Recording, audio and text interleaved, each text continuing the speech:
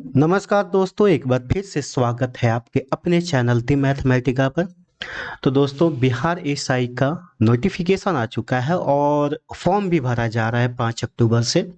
तो इस अपडेट को लाने में थोड़ी सी मेरे को देर हुई है। उसका कारण ये है कि मेरे गले में थोड़ी सी खराबी आ गई थी।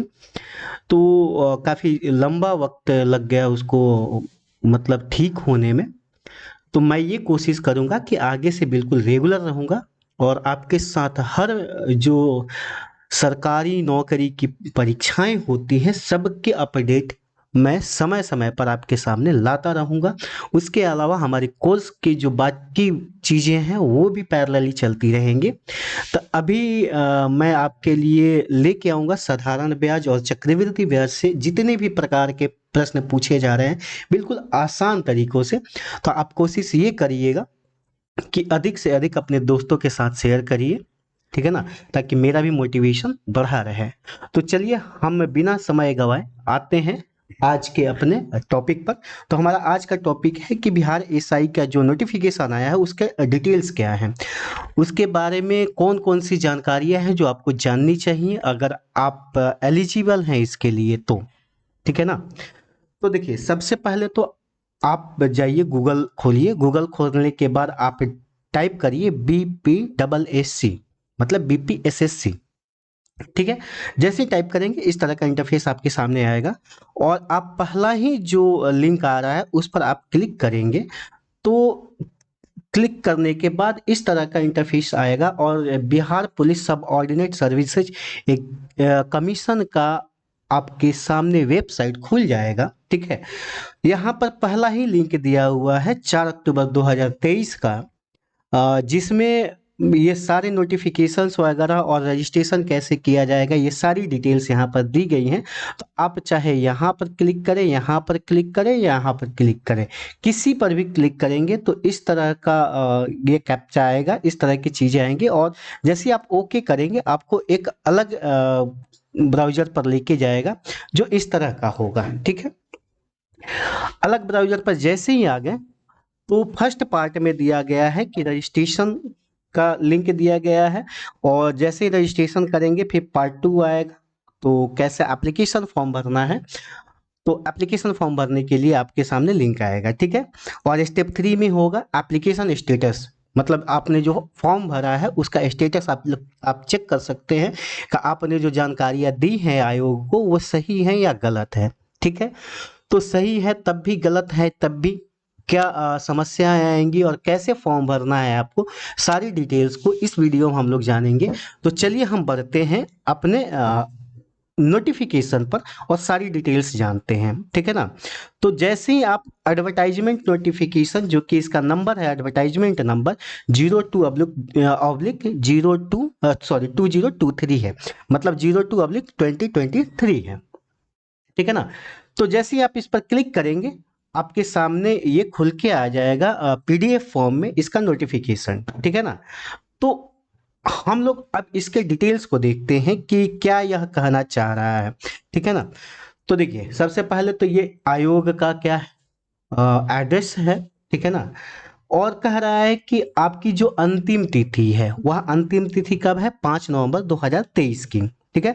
विज्ञापन संख्या 022023 है और ये दिया गया है डिटेल कि किस परीक्षा के लिए आपसे आवेदन मांगा जा रहा है और उसका वेतनमान क्या है।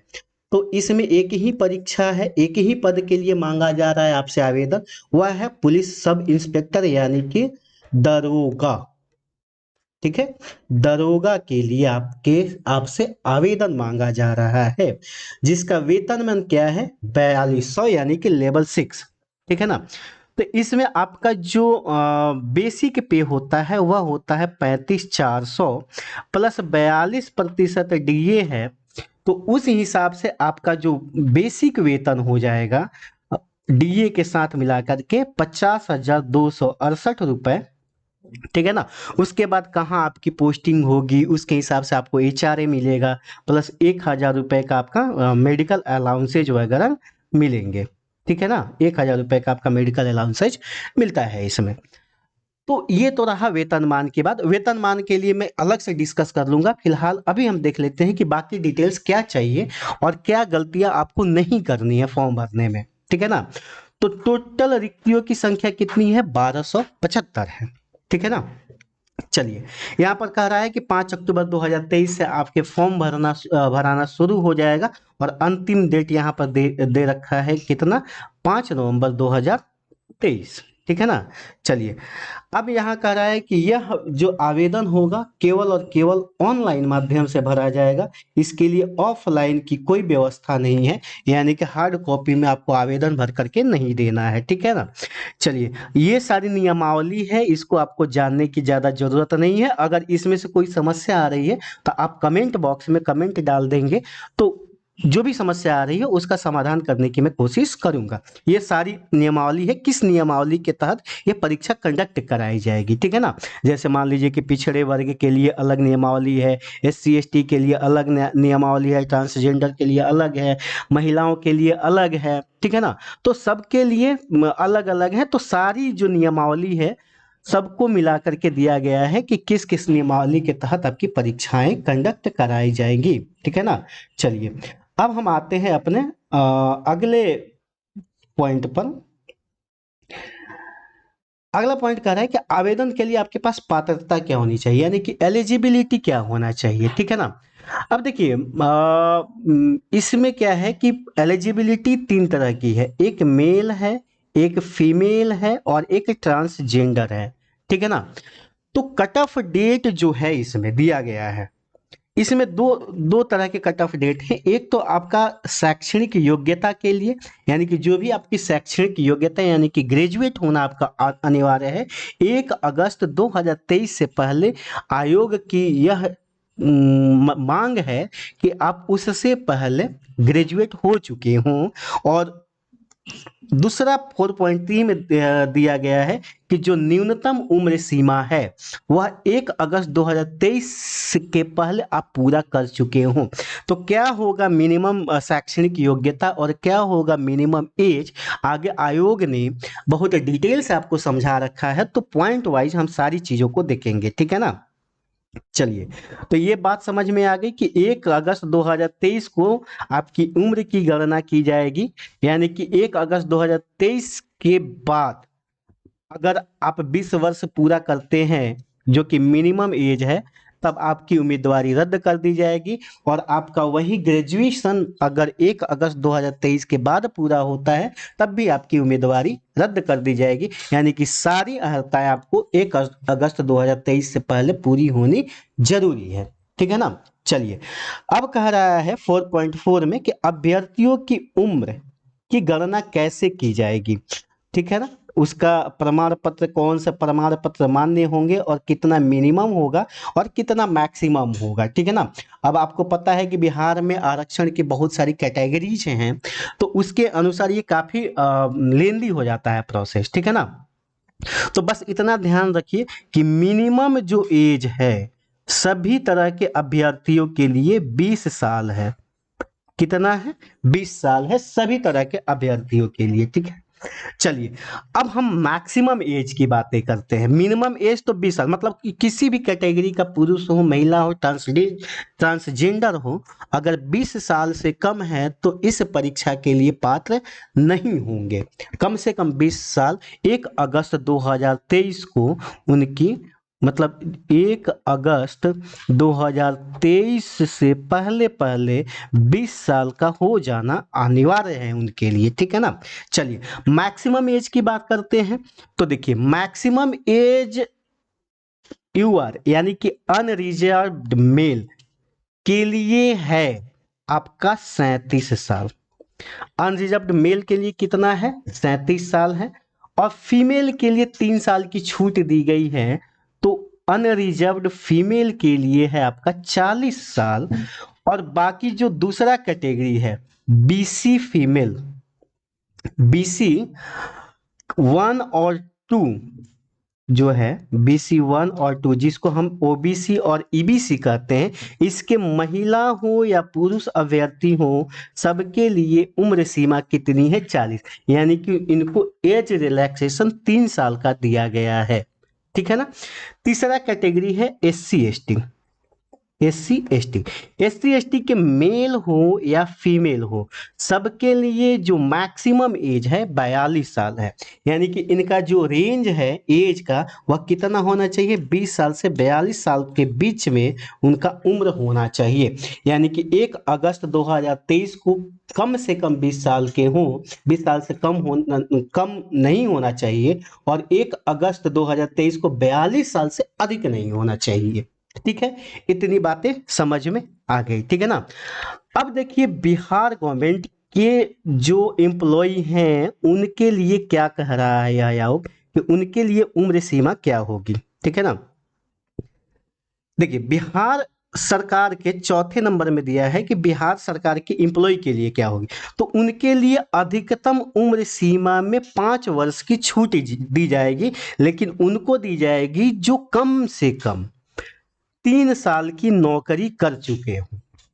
ठीक है, बिहार सरकार के एम्प्लॉय कम से कम जो 3 साल नौकरी कर चुके हों, और उच्चतर सेवा। अब यहाँ पर ध्यान रखिएगा, यहाँ कह रहा है कि उच्चतर वेतनमान में, कहने का मतलब ये है कि किसी का वेतन बेसिक पे 35,400 से अधिक है, यानी कि लेवल 6 से अधिक है, लेवल 7 में है, लेवल 8 में है, तो वह इसके लिए फॉर्म मतलब नहीं भर सकते हैं। भरेंगे तो उनको ये उम्र सीमा में छूट नहीं मिलेगी। ठीक है, वह यूआर के समान माने जाएंगे, क्योंकि जो कि कितना है, 37 साल है। ठीक है ना, चलिए। तो कम से कम 3 साल क्या होनी चाहिए, उनकी नौकरी पूरी होनी चाहिए, तो उनको 5 साल की छूट मिलेगी। और दूसरी कंडीशन क्या है कि उनका जो वेतनमान है 35,400 से कम होना चाहिए। ठीक है ना। अब देखिए 5वें नंबर में दिया है कि जो डिफेंस सर्विसेज में है, आर्म्ड फोर्सेज में है। आर्म्ड फोर्सेज में सीआरपीएफ, बीएसएफ, सीआईएसएफ ऐसी सेवाएं नहीं मानी जाती हैं। आर्म्ड फोर्सेज में केवल और केवल आपको आर्मी, डिफेंस, ये नेवी और एयरफोर्स ही मानी जाती है। ठीक है ना। तो उनमें क्या कह रहा है कि उनमें अधिकतम मतलब 3 साल की तो छूट दी ही जाएगी। जैसे मान लीजिए कि यूआर का 37 है, तो 37+3 यानी कि 40 साल। उसके अलावा जितने साल ये नौकरी कर चुके हैं, जैसे मान लीजिए कि अगर यह 15 साल नौकरी कर चुके हैं, तो 40+15 यानी कि 55 साल, उनको 55 साल तक वह भर सकते हैं। ठीक है ना। उनकी अधिकतम उम्र की गणना जब की जाएगी तो इस आधार पर की जाएगी, यानी कि 3 साल की छूट प्लस जितने साल वह नौकरी करके आए हैं वहां पर, उतने साल की गणना इसमें की जाएगी। ठीक है ना। लेकिन अब ये भी कह रहा है कि ऐसे अभ्यर्थियों की उम्र 57 वर्ष से अधिक नहीं होगी, मतलब नहीं होनी चाहिए। तो कहने का मतलब ये है कि अगर ये 57 वर्ष से अधिक हो जाएंगे तो नौकरी क्यों करेंगे, ये कि नौकरी कितनी साल करेंगे। 58 साल के उम्र में अगर ये फॉर्म भरेंगे, 2 साल पूरी प्रक्रिया में लगेगी, नियुक्ति होते होते ये रिटायर हो जाएंगे। और ये भी हो सकता है कि जिस दिन ये नियुक्त हो उससे पहले इनकी रिटायरमेंट आ जाए। ठीक है ना। तो इस हिसाब से आयोग भी मान के चल रहा है कि हम 3 साल लेंगे। ठीक है ना। हालांकि अभी ऐसा नहीं हो रहा है, परीक्षाएं समय पर कंडक्ट कराई जा रही है, समय पर रिजल्ट दिया जा रहा है। ठीक है ना, चलिए। और ये सारे जो उम्र हैं, उम्र की गणना किससे की जाएगी, मैट्रिक अथवा समकक्ष परीक्षा के प्रमाण पत्र में। याद रखिएगा, सर्टिफिकेट में जो भी आपकी उम्र अंकित है, जन्म तिथि अंकित है, उसके अनुसार गणना की जाएगी और उससे क्या किया जाएगा, मिलान किया जाएगा। ठीक है ना। चलिए, अब कह रहा है कि शारीरिक मापदंड क्या होना चाहिए। तो शारीरिक मापदंड में आपका क्या लिया जाता है, ऊंचाई लिया जाता है, सीना का माप लिया जाता है और वजन। 3 चीजों के लिए शारीरिक मापदंड तय की गई है आयोग के द्वारा। ठीक है ना। तो ऊंचाई में देखिए कि ऊंचाई में क्या होगा। ठीक है ना। तो हाइट में कह रहा है कि अनरिजर्व्ड जो है, अनरिजर्व्ड और बीसी मेल, यानी कि पिछड़े वर्ग के पुरुष के लिए, ठीक है ना, यूआर या बीसी मेल के लिए आपकी हाइट जो है मिनिमम 165 सेंटीमीटर होनी चाहिए, यानी कि 165 सेंटीमीटर से अगर आपकी हाइट कम है तो आप इसके लिए पात्र नहीं हैं, एलिजिबल नहीं है, ठीक है ना। उसके अलावा ईबीसी, एससी, एसटी, इन सभी के पुरुषों के लिए यानी कि मेल के लिए जो हाइट है मिनिमम 160 सेंटीमीटर, यानी कि 160 सेंटीमीटर से अगर कम है तो वह इसके लिए एलिजिबल नहीं है, ठीक है। उसके अलावा तीसरी कैटेगरी दी गई है फीमेल की। तो फीमेल में सभी प्रकार की महिला, सभी वर्गों की महिलाओं के लिए जो मिनिमम रिक्वायरमेंट है हाइट की वह कितनी है, 155 सेंटीमीटर, ठीक है ना। चलिए, तो ये हो गया हाइट को लेकर के, हाइट में किसको कितना चाहिए। हाइट में यूआर और बीसी मेल के लिए 165 सेंटीमीटर, ईबीसी एससी एसटी के पुरुषों के लिए 160 सेंटीमीटर और सभी वर्गों की महिलाओं के लिए 155 सेंटीमीटर हाइट चाहिए। ट्रांसजेंडर के लिए क्या क्वालिफिकेशंस होनी चाहिए, क्या आपके एलिजिबिलिटी होनी चाहिए, शारीरिक मापदंड क्या होनी चाहिए, वो आगे दिया गया है आयोग के द्वारा, तो जैसे आएगा वैसे वैसे हम डिस्कस करते चलेंगे, ठीक है ना। अब बात कर लेते हैं सीना की। सीना की माप कितनी होनी चाहिए, ठीक है ना। तो इसमें देखिए अनरिजर्व्ड, ठीक है, बीसी और ईबीसी के मेल के लिए, ईबीसी के मेल के लिए बिना फुलाए 81 सेंटीमीटर, यानी कि 81 सेंटीमीटर से ज़्यादा हो सकता है आपका, कम नहीं होना चाहिए। और फुलाकर कितना होना चाहिए, 86 सेंटीमीटर। बात समझ में आई, यानी कि अनरिजर्व्ड। और हाँ, एक बात ध्यान रखिएगा कि सीना की माप सिर्फ और सिर्फ पुरुषों के लिए होगी, तो यहाँ मेल फीमेल की कोई बात ही नहीं है, ठीक है ना। अगर मैं जनरल कहता हूँ यानी कि यूआर कहता हूँ, बीसी और ईबीसी कहता हूँ, तो ये आपको मान के चलना है कि यह किसके लिए दिया गया है, मेल के लिए दिया गया है, क्योंकि फीमेल के लिए सीना की माप जरूरी नहीं है और सीना की माप नहीं होगी, ठीक है ना।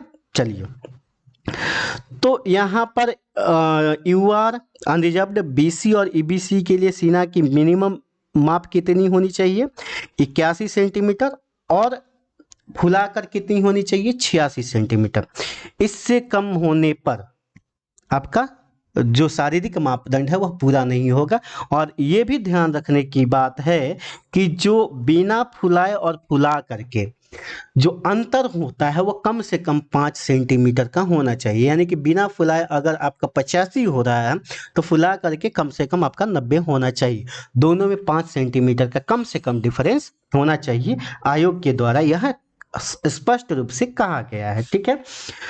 और उसके बाद आते हैं एससी और एसटी के लिए, अनुसूचित जाति और अनुसूचित जनजाति के लिए आपका जो शारीरिक मापदंड है वह बिना फुलाए कितना है, 79, और फुला करके कितना है, 84। यह मिनिमम है, मतलब कम से कम इतनी होनी चाहिए, ठीक है ना। इससे ज़्यादा है तो अच्छी बात है, कम है तो आप क्या है, एलिजिबल नहीं हो पाएंगे, ठीक है ना।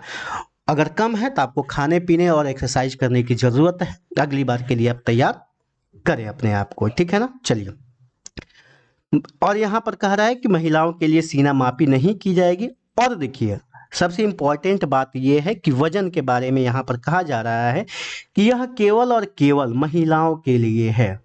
किसके लिए, यानी कि पुरुषों के लिए वजन की बात इस आयोग ने नहीं की है, ठीक है ना। तो इनका मानना है आयोग का कि महिलाएं डाइटिंग के चक्कर में खाना पीना छोड़ देती हैं और वजन अपना बहुत कम कर लेती हैं। तो ऐसी महिलाओं से सलाह ये है कि अपना वजन कम से कम 48 किलोग्राम करने का कष्ट करें, तभी आप पात्र हो पाएंगे, क्योंकि वजन की बात सिर्फ और सिर्फ आपके लिए की गई है, ठीक है ना। चलिए, और देखिए यहाँ पर जो ट्रांसजेंडर है, थर्ड जेंडर है, उनके लिए शारीरिक मापदंड किसके बराबर होनी चाहिए, पिछड़े वर्ग की महिलाओं के समान होनी चाहिए। तो एक बात ध्यान रखिएगा कि जो भी सभी वर्ग की महिलाएं हैं सबका जो शारीरिक मापदंड है वह एक ही प्रकार का दिया गया है। कहने का मतलब है कि हाइट सभी वर्ग की महिलाओं की कम से कम 155 सेंटीमीटर होनी चाहिए, ठीक है ना। और महिलाओं के लिए जो न्यूनतम एज जो वजन है 48 किलो होना चाहिए। तो यही क्या है, ट्रांसजेंडर के लिए भी मतलब लागू होता है, ठीक है ना। कह रहा है कि पिछड़े वर्ग की महिला, तो पिछड़े वर्ग की महिलाओं की जो रिक्वायरमेंट है वही सभी महिलाओं के लिए है, ठीक है ना। तो ट्रांसजेंडर का भी वही होगा। चलिए अब आते हैं नियुक्ति प्रक्रिया में कि नियुक्ति प्रक्रिया कैसे होगी। देखिए आप लोग पता है और नहीं पता है तो फिर भी मैं आपको बताता हूँ कि परीक्षा कैसे होगी। परीक्षा दो चरण में होगी, एक प्री होगा और एक मेंस होगा, ठीक है ना। तो पीटी में आपके 100 प्रश्न पूछे जाएंगे, ठीक है। और सभी क्या है, बहुविकल्पीय है, यानी कि ऑब्जेक्टिव टाइप के क्वेश्चन है। आपका एक प्रश्न दिया जाएगा, 4 उसमें ऑप्शन दिए जाएंगे और उस ऑप्शन में आपका एक ऑप्शन सही होगा, ठीक है ना। तो इस तरह के प्रारंभिक परीक्षा में कितने प्रश्न दिए जाएंगे, 100। और कुल मैक्सिमम मार्क्स कितना का होगा, 200 का होगा, ठीक है ना। और यहाँ पर ध्यान रखिएगा कि यहाँ पर निगेटिव की बात नहीं की गई है, ठीक है ना। निगेटिव की बात हम आगे देख लेंगे क्या है क्या नहीं है, ठीक है ना। फिलहाल देखिए कि 100 प्रश्न है और परीक्षा में अंक कितने होंगे, 200। यानी कि एक प्रश्न के लिए आपको 2 अंक दिए जाएंगे और परीक्षा की अवधि कितने घंटे की होगी, 2 घंटे की। यानी 2 घंटे में आपको 100 प्रश्न करने हैं और एक प्रश्न का जो वैल्यू है वह कितने नंबर का होगा, 2 नंबर का होगा, ठीक है ना। अब कह रहा है कि कम से कम 30% अंक प्राप्त करना होगा, तब जाकर यह मुख्य परीक्षा में भाग ले पाएंगे। तो कहने का मतलब ये है कि यह मिनिमम क्वालिफाइंग नहीं है, कट ऑफ मार्क्स नहीं है। कट ऑफ मार्क ये है कि सबसे ज्यादा जो कैंडिडेट नंबर लाए हैं उनमें से कट ऑफ डिसाइड होता है। मिनिमम मार्क्स का मतलब ये है कि कम से कम आपको इतना लाना ही है। भले ही आप कट ऑफ में आ जा रहे हो, लेकिन अगर 30% से आपका नंबर कम है तो आप क्वालिफाई नहीं कर पाएंगे, ठीक है ना। चलिए, तो कम से कम आपको 30% अंक लाना होगा। दूसरी बात यह कह रहा है कि जो मुख्य परीक्षा के लिए कैंडिडेट सेलेक्ट किए जाएंगे वह कितने हैं, पद के 20 गुना। यानी कि पद कितना है, 1275, और 1275 का 20 गुना जो भी रिजल्ट आए वह आपका क्या होगा, इतने लोग चुने जाएंगे मुख्य परीक्षा के लिए। यानी कि मुख्य परीक्षा में इतने लोग परीक्षा देंगे, ठीक है। चलिए, और यह जो चयन होगा हर एक कैटेगरी के लिए अलग अलग होगा। यानी कि मान लीजिए कि यूआर में जितने कैंडिडेट है उसका 20 गुना, ठीक है। ईबीसी में जितने हैं उसके 20 गुना, मतलब कोटिवार, आरक्षण कोटिवार जितने कैंडिडेट हैं उसका 20 गुना चुना जाएगा मुख्य परीक्षा के लिए, ठीक है ना। चलिए, उसके बाद कह रहा है कि द्वितीय चरण, सेकेंड फेज में, यानी कि आपका मेंस का जो परीक्षा होगा वह कैसा होगा। मुख्य परीक्षा में 2 प्रश्न पत्र होंगे आपके पास, एक हिंदी का होगा और एक आपका क्या होगा, जनरल स्टडीज का, ठीक है ना। अच्छा, एक बात ध्यान रखिएगा कि इसमें जो सिलेबस आप देखिए नियुक्ति प्रक्रिया में जो सिलेबस कह रहा है प्रथम चरण के, वह क्या कह रहा है कि परीक्षा में किस तरह के प्रश्न पूछे जाएंगे, तो सामान्य ज्ञान और समसामयिक मुद्दों से। यानी कि इस परीक्षा का जो सिलेबस होगा सिर्फ और सिर्फ आपका जनरल नॉलेज यानी जीके प्लस में क्या होगा, आपका करंट अफेयर्स होगा, ठीक है ना। उसके अलावा ना तो आपको इसमें मैथ के प्रश्न पूछे जाएंगे और ना ही इसमें रीजनिंग के प्रश्न पूछे जाएंगे, ठीक है ना। जीके प्लस करंट अफेयर के प्रश्न इसमें पूछे जाएंगे पीटी में, ठीक है ना। चलिए, अब हम आगे बढ़ते हैं द्वितीय चरण के जो परीक्षा है उसमें। तो इसमें कह रहा है कि प्रारंभिक परीक्षा में सफल अभ्यर्थियों को मुख्य परीक्षा में सम्मिलित होने का अवसर प्रदान किया जाएगा। इसमें 2 प्रश्न पत्र होंगे, एक होगा हिंदी का और एक होगा आपका जीएस का, ठीक है ना। ठीक है, तो हिंदी में कितने प्रश्न पूछे जाएंगे, 100 प्रश्न, और एक प्रश्न का मान कितना होगा, 2 अंक का होगा। यानी कि टोटल 200 नंबर की परीक्षा होगी हिंदी की। और इसमें कह रहा है कि मिनिमम 30%, यानी कि मिनिमम 60 नंबर आपको लाना जरूरी है, ठीक है ना। मतलब हिंदी में आपको कितना, मिनिमम 60 मार्क्स आपको लाने जरूरी हैं 200 मार्क्स में से, ठीक है। तो बहुत मुश्किल नहीं है, आप अगर कहेंगे तो मैं हिंदी आपको पढ़ा दूंगा। कमेंट बॉक्स में कमेंट आप डाल दीजिएगा, ठीक है ना। अगर 30% से जिसका कम होगा उसकी बाकी जो जीएस की कॉपी है वो जांच ही नहीं करी जाएगी और उन्हें क्या किया जाएगा, अयोग्य घोषित कर दिया जाएगा, ठीक है। लेकिन अब ये भी कह रहा है कि केवल 60 नंबर लाने हैं, आपके जो मेरिट डिसाइड होगा या हिंदी में जो आप नंबर ला रहे हैं उस पर डिसाइड नहीं किया जाएगा, ठीक है ना। तो कहने का मतलब ये है कि आप चाहे 200 में से 180 ला दें, कोई फर्क नहीं पड़ता है, इसका कोई मतलब नहीं है। तो आप कोशिश ये करें कि कम से कम 60 लाएं, 60 70 80, उतरा तक ला रहे हैं, आप सेफ है, आप जाकर के क्वालिफाई कर सकते हैं। ज्यादा फोकस हिंदी पर आपको नहीं करना है, ठीक है ना। ज्यादा फोकस कहाँ करना है, सेकंड पेपर, मतलब मुख्य परीक्षा का जो सेकंड पेपर है उस पर फोकस करना है। इसमें भी 100 प्रश्न पूछे जाएंगे और 200 नंबरों की यह कुल परीक्षा होगी, ठीक है ना। यानी कि एक जो प्रश्न होगा वह 2 नंबरों का होगा, ठीक है ना। और परीक्षा की अवधि कितने घंटे की होगी, 2 घंटे की होगी। अब देखिए इसमें किस किस तरह के किस किस टॉपिक से प्रश्न पूछे जाएंगे। तो इसमें पूछा जाएगा सामान्य अध्ययन यानी कि जीके, सामान्य विज्ञान यानी कि जनरल साइंस, नागरिक शास्त्र जिसको सिविक्स कहते हैं आप, या पॉलिटी कह लीजिए, ठीक है ना। भारतीय इतिहास, हिस्ट्री से प्रश्न पूछे जाएंगे। भारतीय भूगोल, ध्यान रखिएगा यहाँ पर भारतीय भूगोल और भारतीय इतिहास, यानी कि वर्ल्ड हिस्ट्री और वर्ल्ड ज्योग्राफी आपको नहीं पढ़नी है। भारत के भूगोल के भी बारे में पढ़ना है, भारत के इतिहास के बारे में ही आपको पढ़ना है यहाँ पर। उसके अलावा मैथ और रीजनिंग भी पूछा जाएगा। पीटी में क्या था, केवल जीके और करंट अफेयर था, लेकिन यहाँ पर क्या किया गया है कि उसका दायरा बढ़ा दिया गया है, ठीक है ना। तो इन टॉपिक्स को आप ध्यान से पढ़िएगा, ठीक है ना। और मैं इसके लिए एक वीडियो बनाऊंगा कि आपको किस तरह से तैयारी करनी है मुख्य परीक्षा की। पीटी में तो देखिए केवल सामान्य अध्ययन और करेंट से, तो करेंट में वन लाइनर ही होता है, तो आप स्पीडी वगैरह लेकर के रट्टा मारते रहिए, उसका कोई उपाय नहीं है। हाँ, मुख्य परीक्षा में जो प्रश्न पूछे जाते हैं थोड़े से स्टैंडर्ड टाइप के होते हैं, ठीक होते हैं। तो इसके लिए मैं डिटेल्ड सिलेबस और डिटेल एनालिसिस लेके आऊंगा और पिछले वर्षों में जो प्रश्न पूछे गए हैं सारे की जानकारी मैं लेकर के आऊंगा आपके सामने, ठीक है ना। चलिए अब यहाँ पर देखिएगा कि दोनों चरणों की परीक्षा में प्रत्येक गलत उत्तर के लिए .2, तो मैंने कहा था निगेटिव शुरू में, तो निगेटिव निगेटिव मार्किंग होती है इसमें। और सभी चरणों के मतलब 2 चरण की परीक्षा है, प्राथमिक और मुख्य परीक्षा, दोनों में ही अगर एक प्रश्न आपका गलत होता है तो कितने नंबर काटे जाएंगे, .2। यानी कहने का मतलब है कि अगर आप 10 प्रश्न गलत करते हैं तो उसका वैल्यू एक प्रश्न आपका माइनस कर दिया जाएगा, ठीक है ना। जैसे मान के चलिए कि आप 11 प्रश्न करते हैं, एक सही है और 10 आपने गलत कर दिया, तो टोटल आपका गलत एक हो जाएगा, यानी कि माइनस है, तो 1 - 1 बराबर 0, यानी कि टोटल आपका सही 0 होगा यहाँ पर, ठीक है ना। तो कंफ्यूज नहीं होना है, ये मार्क्स है 2, 10% नेगेटिव है, तो इसका मतलब ये है कि 10 आपके गलत होंगे तो एक सही प्रश्न को माइनस कर दिया जाएगा, ठीक है ना। चलिए अब ये कह रहा है कि आपका जो देखिए पीटी में कितने लोग क्वालिफाई किए थे, तो 20 गुना। मेंस में कितने क्वालिफाई करेंगे, 6 गुना, ठीक है ना। और इनका क्या होगा, शारीरिक दक्षता परीक्षा होगा, ठीक है, फिजिकल होगा उसके बाद, और उसमें केवल उत्तीर्ण होना आवश्यक है, उसके मार्क्स नहीं जोड़े जाएंगे, उसमें कोई मार्क्स नहीं होता है, ठीक है ना। मतलब कि केवल आपको उसमें क्या करना है, पास होना है, ठीक है ना।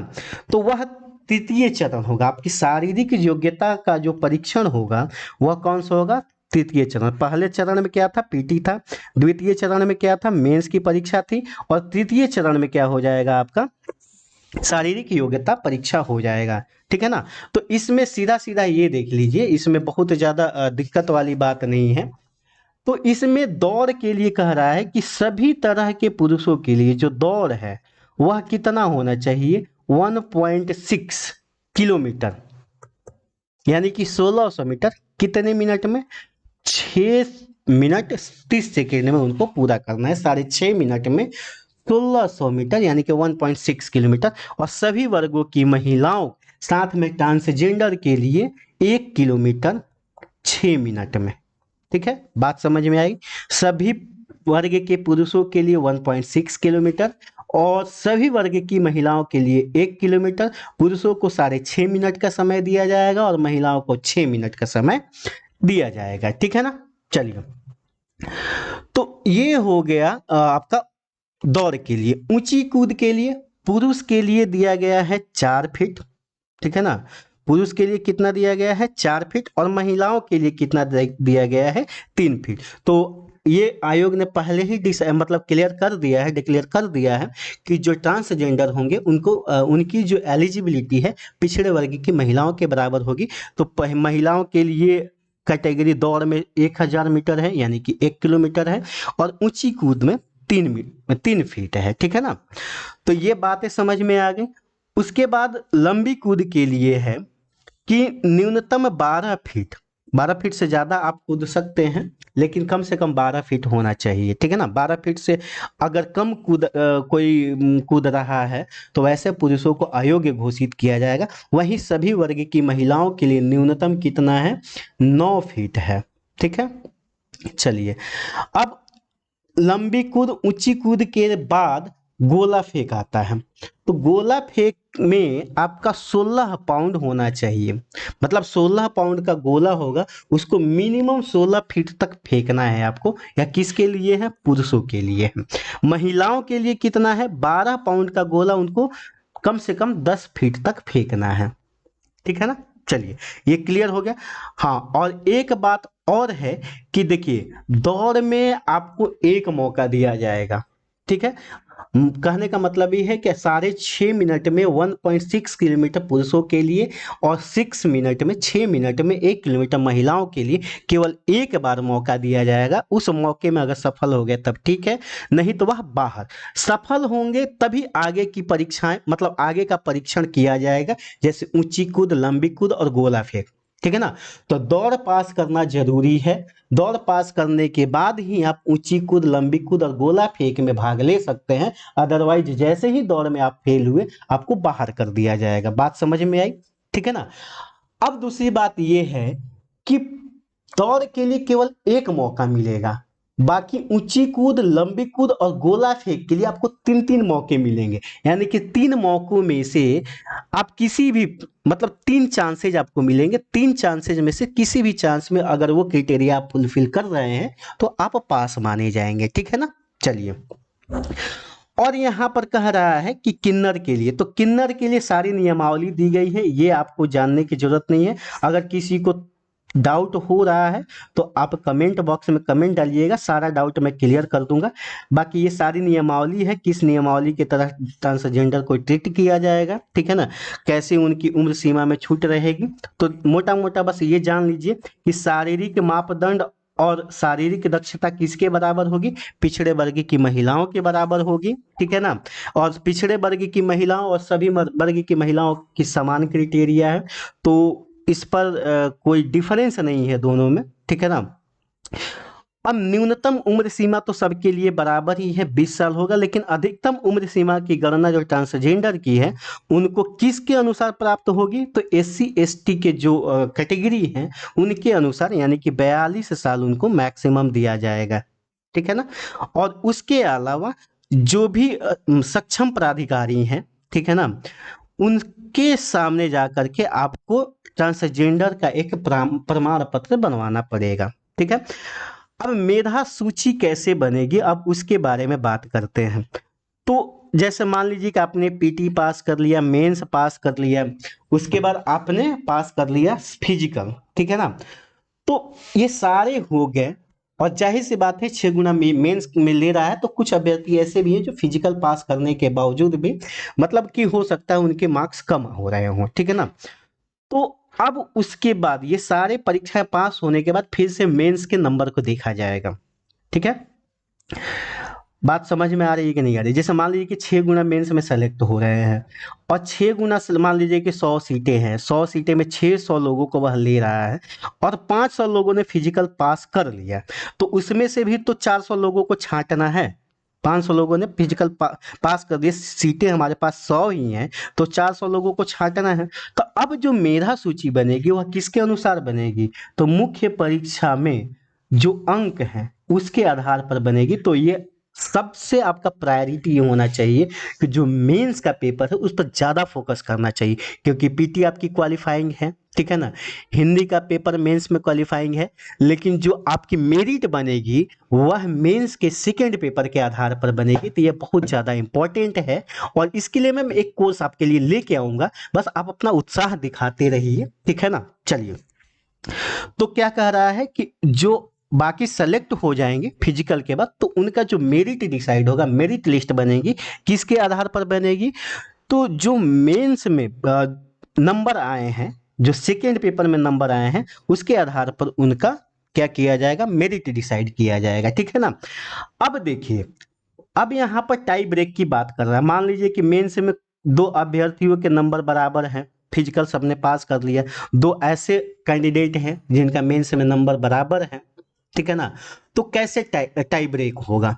तो उनको जन्म तिथि के आधार पर, यानी कि सबसे पहले तो मेंस का जो नंबर है उसके, मेंस के जो मार्क्स हैं, मेंस के मार्क्स का मतलब जो मेंस का जो सेकंड पेपर है यानी कि जीएस का जो पेपर है उसमें जो नंबर है उसके आधार पर, अगर ये बराबर हो रहा है तो उनका डेट ऑफ बर्थ के आधार पर, डेट ऑफ बर्थ भी बराबर हो रहा है, ठीक है ना, तो उसके बाद किसके आधार पर? मेधा सूची उनकी शैक्षणिक योग्यता, ठीक है ना, मतलब कि उनका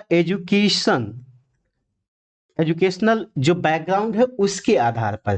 तो कहने का मतलब है कि जिसने ग्रेजुएशन कर लिया, मिनिमम क्वालिफिकेशन क्या है? ग्रेजुएट होना जरूरी है आपके लिए। अगर किसी ने मास्टर कर लिया है तो मास्टर डिग्री वाले को अधिक वरीयता दी जाएगी। हाँ, यहाँ पर देखिए ध्यान दीजिएगा कि डेट ऑफ बर्थ में जिसका डेट ऑफ बर्थ ज्यादा होगा उसको वरीयता दी जाएगी, ठीक है ना। वो इसलिए किया जाता है कि जो ज्यादा डेट ऑफ बर्थ है जिसका है तो उसको कम चांसेज मिलेंगे, कम वालों को और भी चांसेज मिल सकते हैं, इसलिए अधिक डेट ऑफ बर्थ वाले को चांस पहले दिया जाता है, ठीक है ना। अगर ये भी टाई कर गया, ये भी बराबर है, तो एजुकेशनल बैकग्राउंड क्या है उनका, उन्होंने और अधिक कोई डिग्री ले रखी है कि नहीं ले रखी है, अगर डिग्री और भी ले रखी है तो उनको वरीयता दी जाएगी।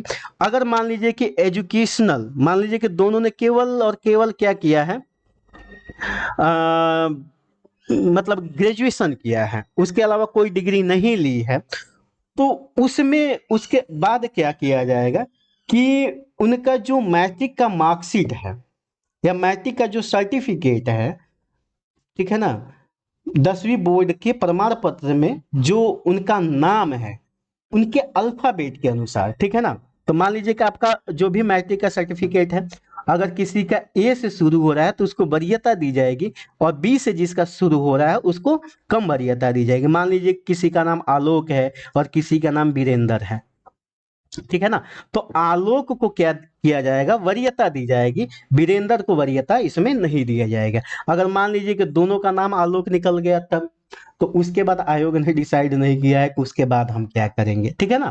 तो इतनी बातें समझ में आई। टाई ब्रेक में क्या होगा? सबसे पहले मेंस के मार्क्स देखे जाएंगे, उसके बाद डेट ऑफ बर्थ देखा जाएगा, डेट ऑफ बर्थ में जिसका डेट ऑफ बर्थ ज्यादा होगा उसको वरीयता दी जाएगी, यानी कि उनका सिलेक्शन हो जाएगा।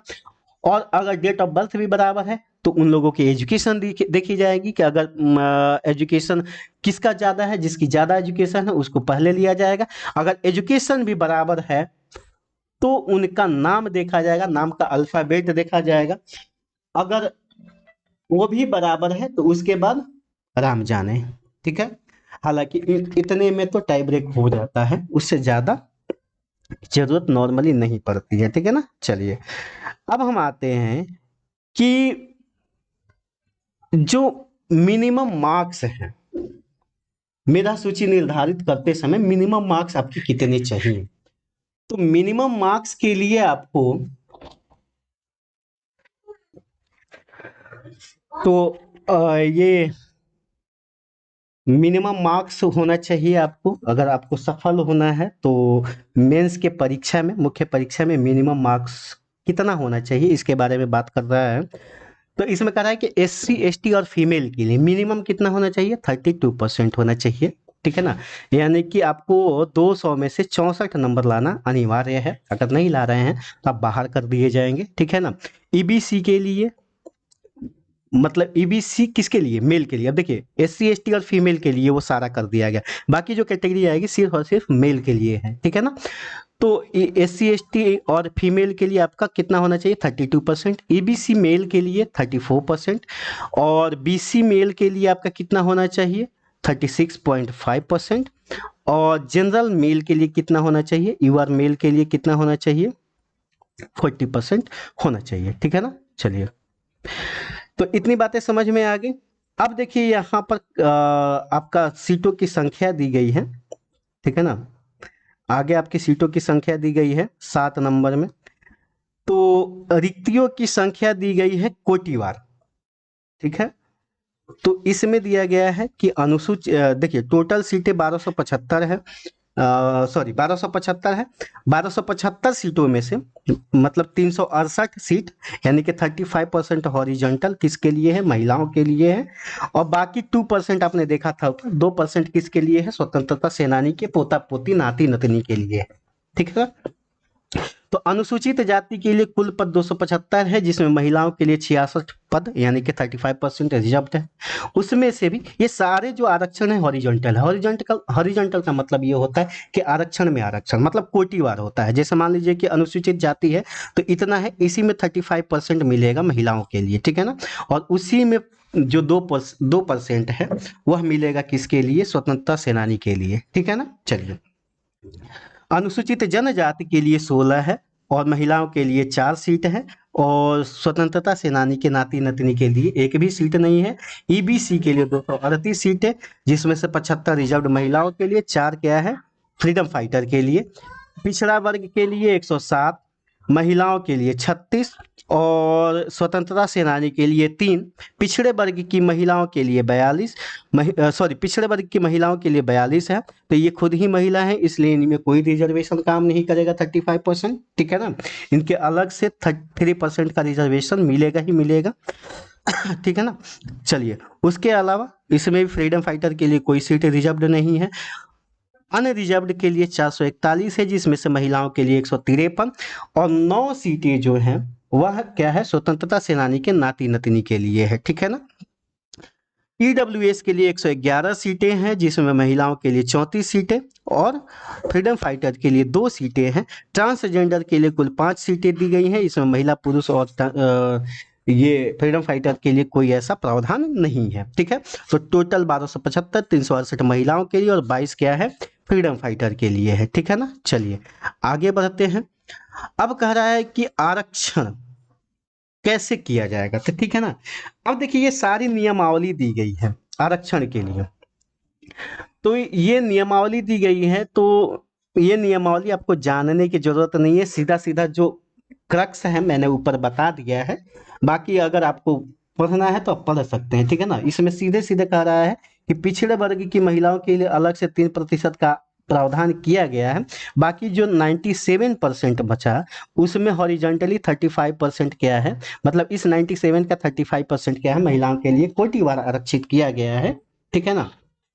चलिए, और उसी के साथ ही आपको फ्रीडम फाइटर का भी उसी के अनुसार क्या किया गया है, सीट को रिजर्व किया गया है, ठीक है ना। चलिए, अब ये सारी जो चीजें हैं, आरक्षण नियमावली है, जो भी रूल्स एंड रेगुलेशंस हैं उनके लिए दिया गया है, तो ये बहुत ज्यादा जानने की जरूरत नहीं है। हम लोग आगे बढ़ते हैं। अब देखिए, यहाँ पर ट्रांसजेंडर के लिए रूल्स एंड रेगुलेशंस दिया गया है, ठीक है ना। अब देखिए, आरक्षण का लाभ किसको मिलेगा, तो केवल और केवल बिहार के निवासियों को मिलेगा। कभी भी स्टेट के बाहर के लोगों को स्टेट सर्विसेज में रिजर्वेशन नहीं दिया जाता है, ठीक है ना। किसी भी स्टेट में हो तो स्टेट के बाहर वाले लोग अनरिजर्व्ड में ही आते हैं, और उस स्टेट के हो तभी उनको कैटेगरी का लाभ मिलता है, ठीक है ना। चलिए, अब देखिए, यहाँ पर आरक्षण का लाभ जो है मूल निवासियों को ही दिया जाएगा, ठीक है ना। उसके अलावा कट ऑफ तिथि के बारे में हम यहाँ बात कर लेते हैं कि जो कट ऑफ डेट है अलग अलग के लिए कितना है। तो पहले ही बता दिया गया है कि कट ऑफ डेट 1 अगस्त 2023 को निर्धारित किया गया है। इससे पहले आपका मिनिमम जो एजुकेशन है, क्वालिफिकेशन, वो पूरा होना चाहिए और मिनिमम एज इससे पहले पूरा हो जाना चाहिए। और देखिए, ये दिया गया है 10 नंबर में अपॉइंटमेंट अथॉरिटी। तो अपॉइंटमेंट अथॉरिटी कौन होगा, तो डीआईजी होंगे, ठीक है ना। डीआईजी रैंक के अधिकारी क्या होंगे, आपके अपॉइंटमेंट अथॉरिटी होंगे, ठीक है ना।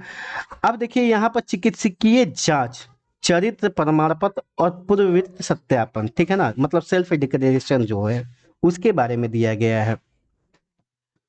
तो देखिए, यहाँ पर कह रहा है कि मतलब सारे गाइडलाइन दिए गए हैं कि कोरोना गाइडलाइंस का पालन किया जाएगा, ठीक है ना। यहाँ पर कह रहा है कि ऑनलाइन आवेदन प्रक्रिया 5 अक्टूबर से शुरू होगी और कि कब तक होगी, 5 नवंबर तक होगी। उसके बाद जो ये कह रहा है कि जब आप आवेदन करेंगे तो आवेदन करने के लिए आपसे शुल्क लिया जाएगा, ठीक है ना। ये सारी चीजें कह रहा है कि अगर आप आवेदन कर रहे हैं तो आपसे शुल्क लिया जाएगा।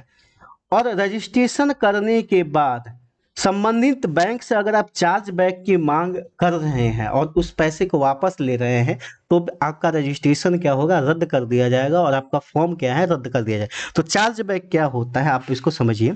चार्ज बैक ये होता है कि जैसे मैंने कोई ट्रांजेक्शन किया बैंक से और मुझे लगा कि यह अनऑथराइज्ड है या गलत तरीके से मेरे पैसे कट गए या ज़्यादा मैंने पैसे किसी को पे कर दिए, तो मैं बैंक से बोलूँगा कि ये जो मेरा पैसा ज़्यादा कटा है या अनऑथराइज्ड तरीके से जो पैसे कटे हैं उसको हमारे खाते में वापस किया जाए, ठीक है ना।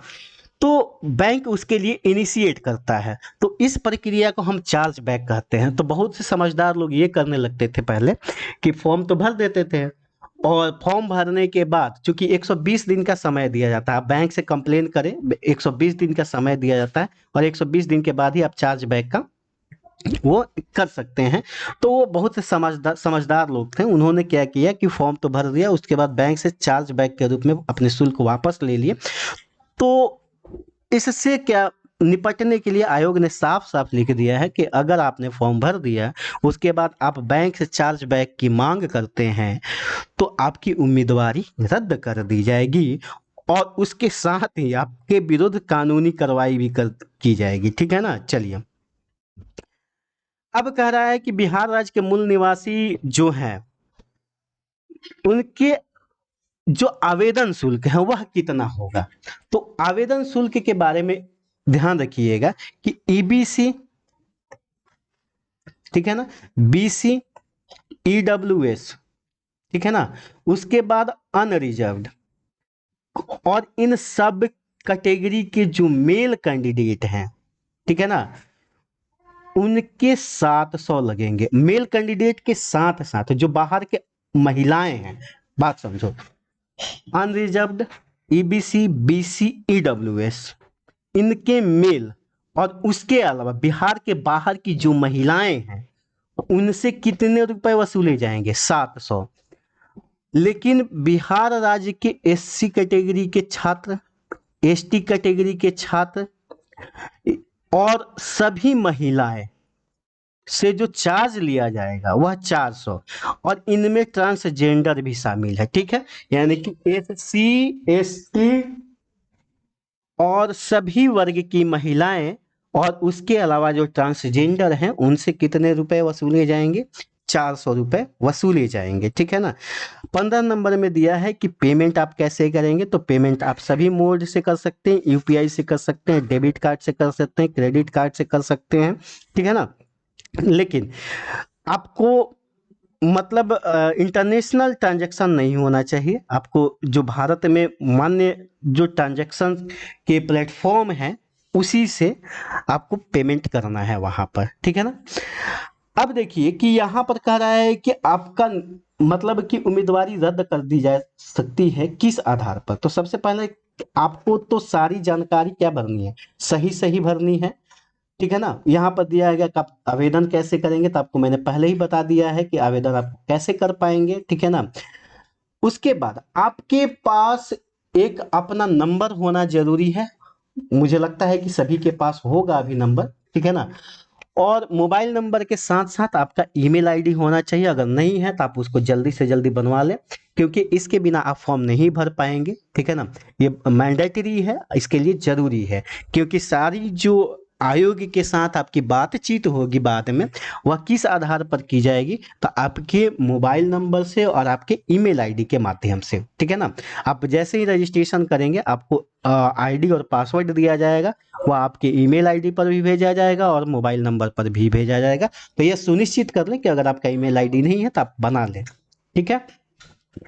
चलिए, यहाँ पर यही बात कह रहा है आयोग कि आपके जो सारे कम्युनिकेशन होंगे किसके माध्यम से करे जाएंगे, आपके मोबाइल नंबर से और आपके ईमेल आईडी के माध्यम से आयोग करेगा, ठीक है ना। चलिए, अब ये कह रहा है कि जो पेमेंट है वह ऑनलाइन भुगतान करना होगा, यानी कैश पेमेंट का कोई ये ऑप्शन नहीं है इसमें, ठीक है ना। अगर मान लीजिए कि भरते समय किसी कारणवश आपका अकाउंट से पैसे कट गए लेकिन रजिस्ट्रेशन नहीं हुआ, तो आयोग कह रहा है कि 7 दिन में आपके खाते में पैसे वो आ जाएंगे, ठीक है ना। उसके अलावा एक मोबाइल नंबर से और एक ईमेल आईडी से आप केवल एक ही फॉर्म भर सकते हैं, दूसरा फॉर्म नहीं भर सकते हैं, ठीक है ना। उसके अलावा कह रहा है कि अगर आप ये पहले अपने बारे में ये जांच कर लें कि आप सारी पात्रता रखते हैं कि नहीं रखते हैं। अगर रखते हैं तभी फॉर्म भरें, नहीं रखते हैं तो आयोग कह रहा है कि हमें पैसे से मतलब नहीं है, हम आपके ऊपर कानूनी कार्रवाई भी करेंगे। अगर मान लीजिए कि गलत नाम पते को लेकर के या गलत जानकारी दे करके अगर आपने फॉर्म भर दिया है तो आपके ऊपर उचित कानूनी कार्रवाई भी की जाएगी, ठीक है ना। कह रहा है कि आप अपने मूल प्रमाण पत्र से मतलब मिलान करके ही आप फॉर्म को भरें, क्योंकि लास्ट में जो आपका डॉक्यूमेंट वेरिफिकेशन होगा उससे आपका मिलान किया जाएगा। अगर उससे भिन्नता पाई जाएगी तो आपकी उम्मीदवारी को रद्द कर दिया जाएगा, ठीक है ना। अगर आप अलग मतलब कि आरक्षण कोटि, ठीक है ना, गलत आरक्षण कोटि भरते हैं तो आपकी उम्मीदवारी रद्द कर दी जाएगी। पहले ऐसा होता था कि अगर अलग मतलब गलत आरक्षण कोटि डाल दिया किसी ने तो उसको जनरल में माना जाता था, लेकिन यहाँ पर साफ साफ कहा जा रहा है कि अगर आपने गलत आरक्षण कोटि डाली है तो आपकी उम्मीदवारी रद्द कर दी जाएगी, ठीक है ना। चलिए, अब उसके बाद ऑनलाइन आवेदन कैसे भरा जाएगा उसके बारे में आयोग कह रहा है। तो यह दो भागों में भरा जाएगा। पहले भाग में क्या होगा, रजिस्ट्रेशन किया जाएगा। तो रजिस्ट्रेशन करते समय आपसे क्या पूछा जाएगा, पहले आपका नाम पूछा जाएगा, नेशनलिटी क्या है, mobile number, email ID, Bihar राज्य का अगर डोमिसाइल है तो वो पूछा जाएगा, अगर नहीं है तो कोई बात नहीं है। आरक्षण कोटि क्या है, आपका लिंग क्या है, और साथ ही जन्म तिथि संबंधी जानकारी ली जाएगी। और इतना जानकारी मांगने के बाद आपसे पेमेंट कराया जाएगा, ठीक है ना। यानी कि रजिस्ट्रेशन पार्ट में ही आपका पेमेंट करा लिया जाएगा, ठीक है। अगर आपका रजिस्ट्रेशन मतलब सफल हो जाता है तो उसके बाद आपके जो मोबाइल नंबर आपने डाला है और जो आपने ईमेल आईडी डाला है उसके माध्यम से मतलब कि रजिस्ट्रेशन नंबर और पासवर्ड दिया जाएगा, एसएमएस के माध्यम से भी और ईमेल के माध्यम से भी, ठीक है ना। हाँ, और ये ध्यान रखना है कि जैसे ही आप करते हैं भुगतान जब करना होता है, आपको जब पेमेंट करना होता है तो पेमेंट करने से पहले एडिट का ऑप्शन आएगा, लेकिन एक बार जब आपने पेमेंट कर दिया तो एडिट का ऑप्शन नहीं आएगा। अगर आपने गलत जानकारी भर दी है, लगता है कि आपने गलत जानकारी भर दी है, तो उसके लिए भी आयोग ने उपाय किया है। वह क्या है आगे हम देखेंगे, ठीक ना। चलिए, अगर मान लीजिए कि आपने गलत जानकारी दे दी है, आपने बाद में मिलाया कि नहीं माता का नाम या पिता का नाम, डेट ऑफ बर्थ, नेशनलिटी में से कुछ भी अगर आपको गलत हो जा रहा है तो ऐसा नहीं है कि आप दूसरा रजिस्ट्रेशन कर ले। उस रजिस्ट्रेशन को करने से पहले आपको कैंसिल रजिस्ट्रेशन फॉर्म भरना पड़ेगा, ठीक है ना, इसका उपयोग करना पड़ेगा, आपका रजिस्ट्रेशन कैंसिल कराना पड़ेगा। अगर आपको ये चीज प्रॉब्लम आ रही है कि कैसे रजिस्ट्रेशन कैंसिल करना है तो आप कमेंट बॉक्स में कमेंट डालिएगा, मैं उसके लिए भी आपके लिए वीडियो लेके आऊंगा, ठीक है ना। चलिए, अगर आपका रजिस्ट्रेशन सक्सेसफुल हो गया तो उसके बाद आपका पार्ट टू मतलब पार्ट टू में फॉर्म भरा जाएगा और सारी डिटेल्स जो है वह पार्ट टू में ली जाएगी आपसे। तो उसमें आपका क्या क्या मांगा जाएगा ये ध्यान रखिएगा, पिता या पति का नाम, माता का नाम, पता होगा, शैक्षणिक योग्यता, ठीक है ना। उसके बाद एक डिक्लेरेशन का फॉर्म आएगा, उसको उसको आपको एक्सेप्ट करना है, टिक करना है। उसके बाद आपको फोटो अपलोड करना है, वह फोटो रिसेंट होना चाहिए, आयोग कह रहा है 2 माह के अंदर का होना चाहिए और 15 से 25 केबी के बीच का होना चाहिए। साथ ही आपका हस्ताक्षर होना चाहिए काली और नीली स्याही में, मतलब कि किसी में या तो ब्लैक पेन या ब्लू पेन, किसी एक कलर के पेन से आप जो हस्ताक्षर है पेज पर कर करके, और 15 से 25 केबी के बीच में जो उसका रिजोल्यूशन है जेपीजी, जेपीईजी या जीआई फॉर्मेट में उसको अपलोड करना है, ठीक है ना। अब इसमें कह रहा है कि फोटो एवं हस्ताक्षर के संबंध में दिए गए निर्देश का पालन न करने की स्थिति में आवेदक का ऑनलाइन आवेदन रद्द कर दिया जाएगा, ठीक है ना। तो ये जरूरी है कि आपको फोटो और सिग्नेचर आपको अपलोड करना बहुत जरूरी है और सही फॉर्मेट में, यानी कि जो कह रहा है 15 से 25 केबी के बीच में, ठीक है ना। अब उसके बाद जब लास्ट में आएंगे तो सबमिट करने से पहले एडिट डिटेल्स का एक ऑप्शन आएगा। तो आपको लगता है, आप मिलान एक कर लीजिएगा, पूरा फॉर्म आपके सामने आ जाएगा, एक बार मिलान कर लीजिएगा कि ये सही है कि नहीं है। अगर सही है तो आप कन्फर्म पर मतलब सबमिट कर सकते हैं, अगर नहीं है तो आप एडिट कर सकते हैं, जहां भी आपको लगता है कि नहीं यहाँ पर हमसे गलती हो गई है तो वहां पर आप एडिट करके फिर से फॉर्म को भर सकते हैं, ठीक है ना। और उसके बाद जब लगे कि नहीं हमने सही सही सारे फॉर्म को भर दिया है तो आप सबमिट बटन पर क्लिक करेंगे तो आपका फॉर्म भरा जाएगा, और जैसे ही करेंगे तो आपके एसएमएस मोबाइल पर और ईमेल पर एक मेल आ जाएगा, और किसके रिगार्डिंग, कंफर्मेशन के रिगार्डिंग कि हाँ आपका फॉर्म भरा जा चुका है, ठीक है ना। अब जैसे ही फॉर्म भरेंगे आप एक्नॉलेजमेंट को डाउनलोड कर लेंगे, और डाउनलोड करके या तो अपने कहीं सुरक्षित जगह पर सेव कर लें या प्रिंट करके आप एक जगह पर रख लें, क्योंकि बाद में वैसे तो इसकी कोई ज़रूरत नहीं होती है, लेकिन अगर बाद में कोई ज़रूरत पड़े तो आपसे मांगा जा सकता है। तो ज़रूरी है कि एक्नॉलेजमेंट को आप प्रिंट करके सुरक्षित जगह पर रख लें। अब ऐसे सुरक्षित जगह पर नहीं कि आप ही भूल जाए कि कहाँ पर रखा है हमने, ठीक है ना। चलिए, अब कह रहा है कि मान लीजिए कि आपने भर दिया फॉर्म, फॉर्म भरने के बाद आप देख रहे हैं कि नहीं हमसे गलती हो गया है, तो उस केस में क्या करना है। तो उस केस में भी सेम प्रोसेस जैसे रजिस्ट्रेशन में था, आपको क्या करना, एप्लीकेशन कैंसिलेशन प्रोसेस में जाना है, अपने एप्लीकेशन को कैंसिल करना है, तब रद्द करना है, तब रद्द करके तब उसके बाद दोबारा आपको फॉर्म भरना है, ठीक है ना।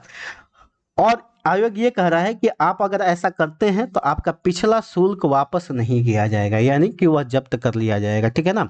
आपको फिर से 700 रुपए या जो भी 400 रुपए है, जिस भी कैटेगरी में आप आते हैं उतना फिर से आपको जमा करना पड़ेगा। और ध्यान देने वाली बात कि एक आदमी 2 रजिस्ट्रेशन या 2 फॉर्म नहीं भर सकता है। अगर ऐसा करेंगे तो आपका कैंडिडेचर रद्द कर दिया जाएगा, ठीक है ना। तो एक आदमी को एक ही फॉर्म भरना है। अगर लगता है कि गलती हो गया है तो आपको उसको कैंसिलेशन करके फिर से प्रोसेस करना है, कैंसिल करना आपके लिए बहुत ही जरूरी है, ठीक है। अब उसके बाद आते हैं कि 5 नवंबर लास्ट डेट है, उसके बाद अगर आपको लगता है कि इसमें सुधार किया जाए तो उसके बाद कोई ऑप्शन नहीं है, उसके बाद कोई सुधार नहीं किया जाएगा, चाहे आप जितना पत्राचार कर ले, ठीक है ना। अब इसमें कह रहा है कि उम्मीदवारी का रद्दीकरण कैसे होगा, मतलब कि आपका जो कैंडिडेचर है कैसे, मतलब कि किस किस परिस्थितियों में आपका रद्द होगा। तो ये सारी बेसिक बातें, यानी कुल मिलाकर के बात है कि जो एक्चुअल डाटा है वहीं फीड करें, जो एक्चुअल जानकारी है आपकी वहीं फीड करें, उससे अलग थोड़ा सा भी हुआ तो आयोग आपके कैंडिडेचर को रद्द कर देगा, ठीक है ना। चलिए, उसके बाद हम देखते हैं कि ये देखिए आरक्षण कोटि महिलाओं के लिए। तो कह रहा है कि आरक्षित कोटि की विवाहित महिला अभ्यर्थी द्वारा पिता के आधार पर जाति प्रमाण पत्र और एवं अस्थायी निवास प्रमाण पत्र क्रीमी लेयर से संबंध न रखने पर प्रमाण पत्र समर्पित करने के स्थान पर पति के आधार पर करना रद्द कर सकता है, ठीक है। कुल मिलाकर के बात आयोग यह कह रहा है कि आपका जो भी आरक्षण कोटि से संबंधित डॉक्यूमेंट है वह आपके पिता के नाम से होना चाहिए, पति के नाम से नहीं होना चाहिए, क्योंकि जाति जन्म से निर्धारित होती है न कि विवाह से, ठीक है। तो कुल मिलाकर के बात यह है कि आपका जो आरक्षण कोटि है वह आपके पिता के नाम से डिसाइड होगा, ठीक है ना। चलिए, किसी आपराधिक गतिविधि में संलग्न नहीं होना चाहिए आपको, ठीक है। तो ये सारी बातें हो गई कि किस प्रकार से आपको ये करना होगा, ठीक है ना। हाँ, और ये भी बात ये है कि अगर आप ये मान के चलते हैं कि हाँ पैसे ले दे करके काम बन जाए तो वो तो पकड़ा ही जाएगा, लेकिन साथ ही साथ आप भी कटघरे में आ सकते हैं। तो इस तरह के किसी प्रलोभन में आप ना आए, ठीक है। चलिए, 20 नंबर में आयोग यह कह रहा है कि इसके संबंध में यानी कि यह जो विज्ञापन है इसके संबंध में सूचनाएं समय समय पर समाचार पत्रों के माध्यम से दी जाएगी और साथ ही साथ वेबसाइट पर भी दी जाएगी, ठीक है ना। और इसके अलावा कई सूचनाएं डायरेक्ट आपको एसएमएस और मेल पर भी दिया जाएगा। तो यह सुनिश्चित रखें कि जो भी आप मोबाइल नंबर दे रहे हैं या ईमेल आईडी दे रहे हैं तो जब तक से आपकी नियुक्ति प्रक्रिया खत्म नहीं हो जाती है तब तक वो फंक्शनल रहे, ठीक ना, यानी कि हमेशा काम करता रहे। उसके अलावा 21 नंबर में बहुत ही इंपॉर्टेंट बात कही गई है, इसको ध्यान दीजिएगा। यह है विवाहित महिलाओं के लिए, ठीक है ना। विवाहित महिलाओं के लिए यह कहा गया है कि देखिए, सबसे पहले तो आपको मेडिकल सर्टिफिकेट देना पड़ेगा, एक HCG रिपोर्ट होता है, ठीक है ना। यानी कि आपको यह सर्टिफिकेट देना पड़ेगा कि आप प्रेग्नेंट नहीं हैं। तो प्रेग्नेंट नहीं है उसके लिए HCG रिपोर्ट होता है। HCG रिपोर्ट अगर 5 MIU पर मिलीलीटर है, तब तो ये कंफर्म है कि नेगेटिव प्रेगनेंसी है, मतलब इसमें डरने की ज़रूरत नहीं है। अगर इससे ज़्यादा होता है, यानी कि 6 से 24 के बीच में आता है, तो ग्रे एरिया होता है, इसमें संभावना है कि हो भी सकता है, नहीं भी हो सकता है। लेकिन अगर 25 से ज़्यादा HCG का मान आया तो कंफर्म है कि प्रेगनेंसी है, ठीक है ना। तो उस केस में मतलब कि कैंडिडेचर आपका रद्द किया जाएगा। तो यह सुनिश्चित कर ले कि अगर विवाहित महिलाएं हैं तो उनको नन प्रेगनेंसी रिपोर्ट, जो कि HCG रिपोर्ट होती है, वो उनको लेकर के जाना होगा। और साथ ही साथ ये भी कह रहा है कि चयन प्रक्रिया में 6 माह का समय लग सकता है। तो इस पीरियड में यह ध्यान रखें कि इस तरह की कोई घटना ना हो। यानी कि कहने का मतलब ये है कि कोई पारिवारिक घटना ना हो जिससे आपको जेल जाना पड़ सके, ठीक है ना। हिस्सा बंटवारी के चक्कर में मत पड़िएगा, दूर रहिएगा इन सब चक्करों से, ठीक है ना।